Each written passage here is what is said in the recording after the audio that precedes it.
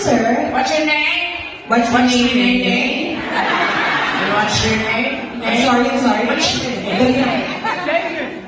David. David, from what country are you representative? United Nations. You're from here?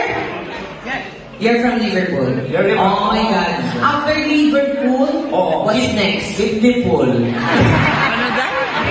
Liverpool, Liverpool, and then Liverpool. Puno na yung pangkesa sa sabog.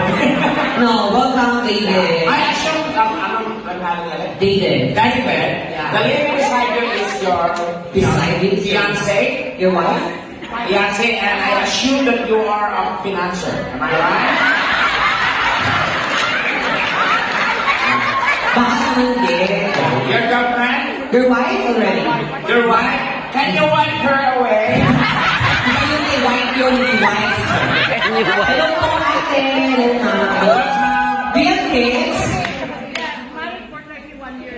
Oh! Puta ka. Alam ko na natin, isa lang ang Pilipina na nakaamon sa kahirapan.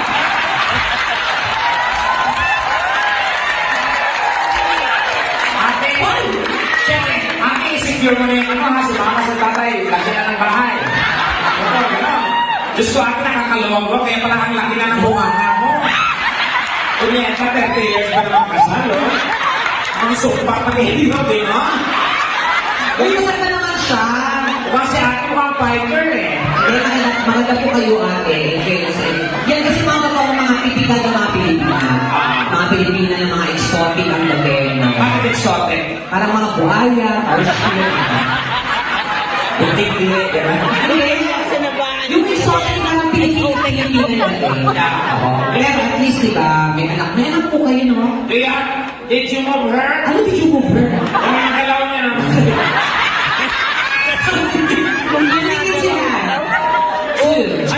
It's all yours?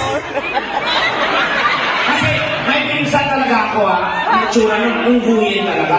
Pero nakapangasawa ng Brito. Oo. Nagkaanak sila batik-batik.